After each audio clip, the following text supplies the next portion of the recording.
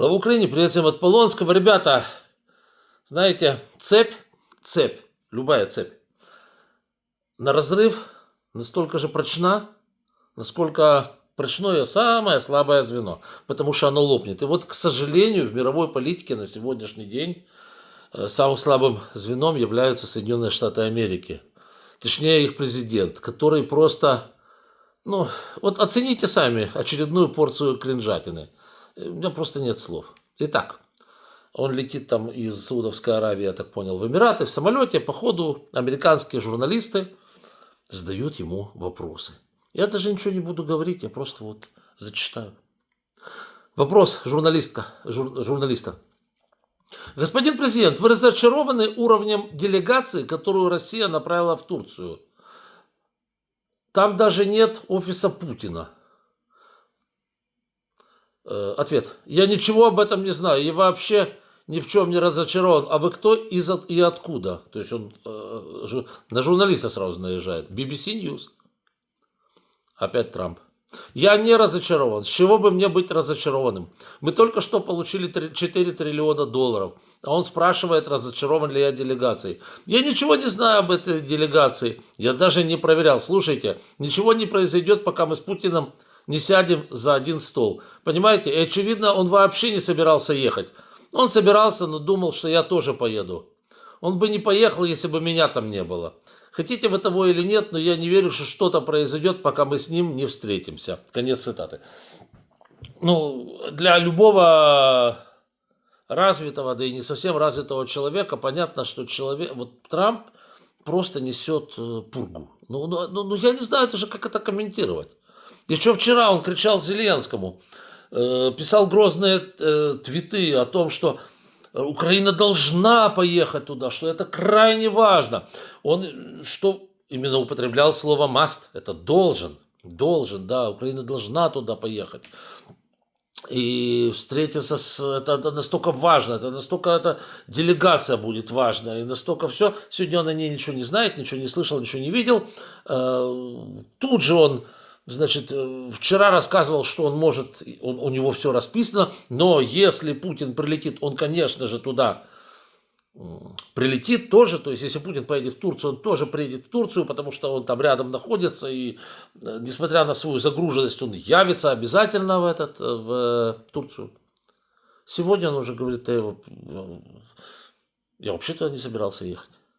И Путин туда не собирался ехать. А зачем ты тогда это все затеял? Я не понимаю. Вы представляете? То есть сегодня у лидера великой страны 7 пятниц на неделю. Он тогда говорит одно, тогда другое, тогда третье, тогда четвертое. Это вообще что такое? То есть он, и все это, заметьте, в угоду Путину. Вот еще один такой момент, да? Опять-таки все в угоду Путину. Ведь вопрос ставился следующим образом, что если Путин поедет, то Трамп тоже приедет туда. Сейчас он говорит, так я не собирался, а Путин не собирался, потому что я не собирался. Это нормально? У меня даже, понимаете, у меня даже нет комментариев к этому всему. Ну и так, небольшой комментарий уже, да. Нет комментариев, но есть комментарий.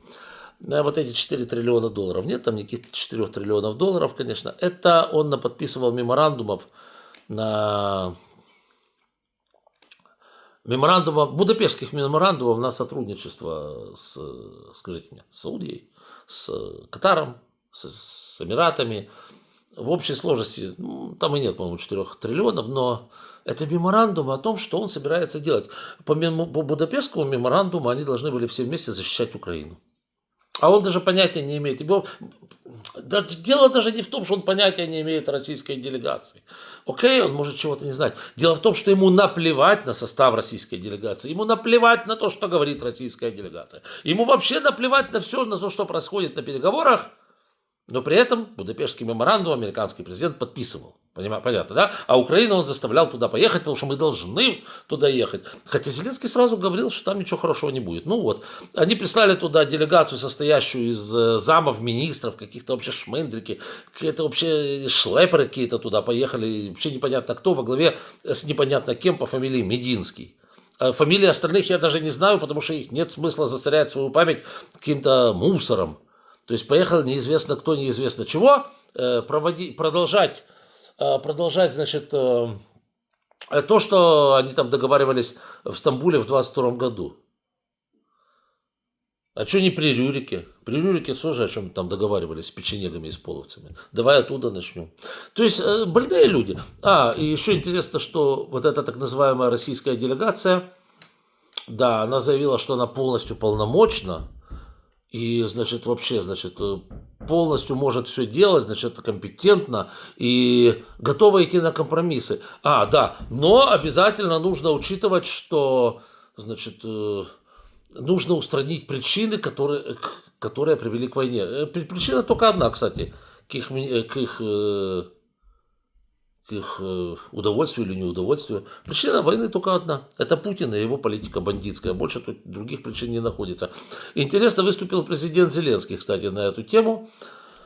По поводу этих всех событий, значит, он выдал целую...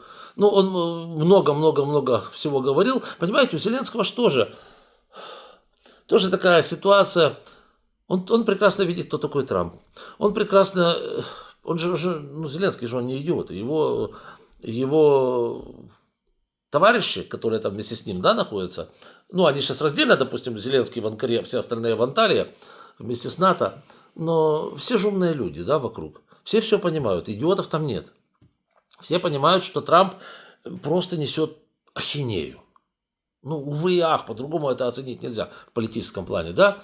И Зеленскому приходится маневрировать между вот этой вот бредятиной, которую несет Трамп, но за ним сила, и действительностью, понимаете? Вот. Что Зеленский говорит? Если Путин готов к переговорам, давайте встречаться. Мы же не можем за ним гоняться по всему миру. И до этого еще Зеленский заявил журналистам, что я уже здесь. Володя, ты где? Его нету. На пушечный выстрел нету. Трамп же кричал, что нужно проводить переговоры. Потом Трамп, как только Путин не поехал, Трамп моментально слился. Вообще забыл, что он говорил вчера. Он уже сегодня говорит другое, завтра скажет третье, послезавтра скажет четвертое, подумает пятое, сделает шестое. Это же вообще капец какой-то.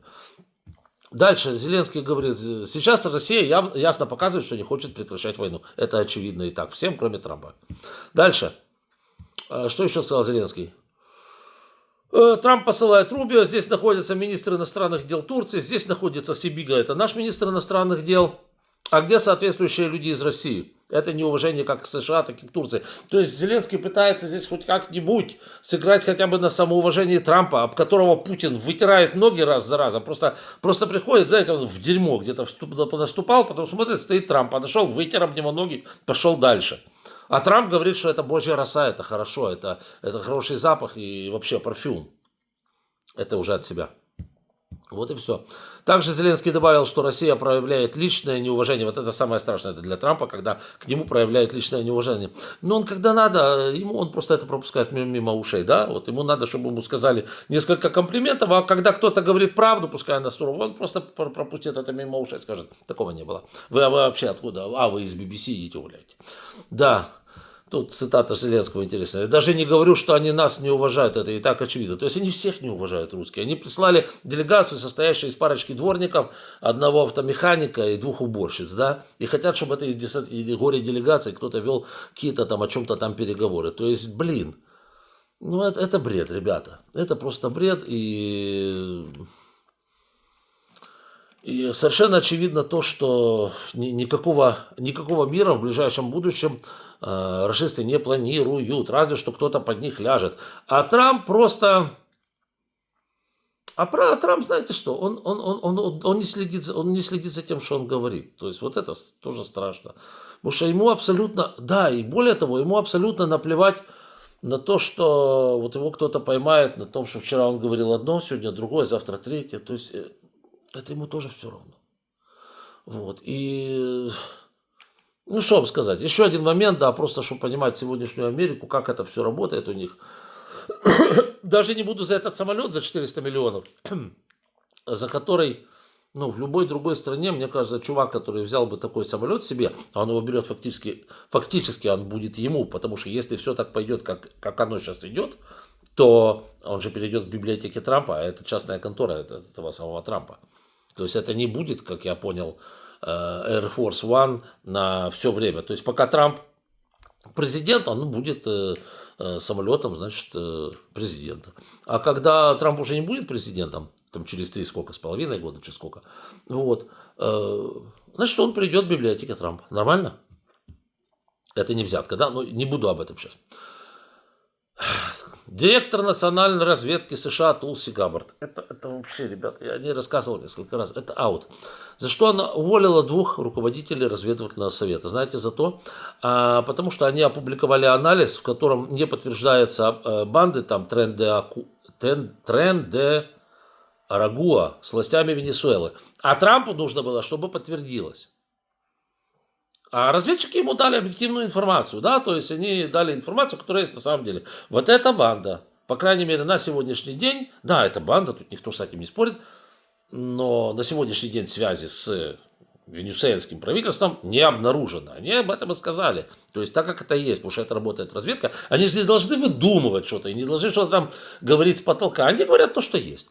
Их за это уволили. Знаете, я даже написал в телеге, что, значит, такую вещь. Смотрите, вот такие вот данные разведки, как хочет видеть Трамп, то есть они должны подгонять свою информацию под то, что ему нравится. Это было при Сталине такое.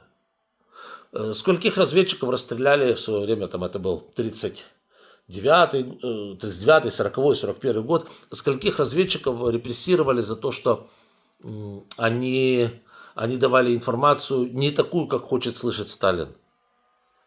Они говорили, что Гитлер нападет, а он говорит, да не, у меня же вышу, у меня с ним хорошие отношения. Ну и людей, которые давали информацию, которая была объективной и правильной, что делали? Репрессировали, потому что эта информация не совпадала с тем, что, значит, хотелось слышать в Кремле. И вот сейчас вот товарищи тоже вот в Штатах, это горько говорить, но это факт, увольняют чуваков, которые дают информацию, которая не нравится Трампу. Их за это увольняют. Это знаете, как... Это такое еще было при Чингисхане, по-моему, да, когда гонца, который принес лихую весть, расстреливали, говорю, рубили ему голову. Ну, вот так вот как-то. Вот, так что я вам скажу. Пока что ждем. Сегодня, значит, российская делегация, эти шлеперы, которые приехали от Путина, поехали сейчас вроде бы как на переговоры. Наша делегация вроде тоже туда приедет. Ну, я не знаю, о чем они там будут говорить. Поговорят, может, морды понабивают расистам. Черт его знает. Умеров поехал туда. Нашей делегацией руководит Умеров. Ну, поговорят. Лично я ничего особенного от этого всего не жду, потому что расисты выкатят путинские хотелки, наши им скрутят большую дулю под самый нос. Вот. Ну, ничего другого пока что не ожидаем.